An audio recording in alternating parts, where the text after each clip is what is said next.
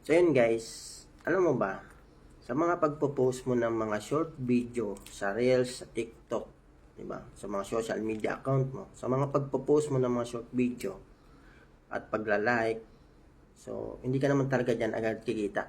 Maliban na lang talaga kung sikat na sikat ka, di ba?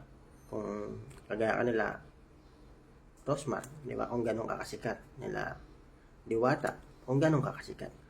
So, ang kailangan mo lang naman talaga dito, kahit konti lang yung followers mo, kailangan mo lang talaga dito ng sistema. Sistema na kagaya ng ginagawa namin para kumita ka. Sunod, kailangan magkaroon ka ng user ID. Ito yung pinakauna-una. Kasi kung wala kang ganito, paano kakakita?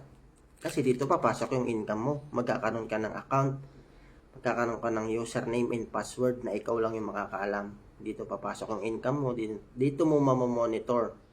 Di ba? Kung ikaw interesado ka, mag-direct message ka dyan o kaya mag-comment ka ng how para maturo ko sa'yo step by step kung paano.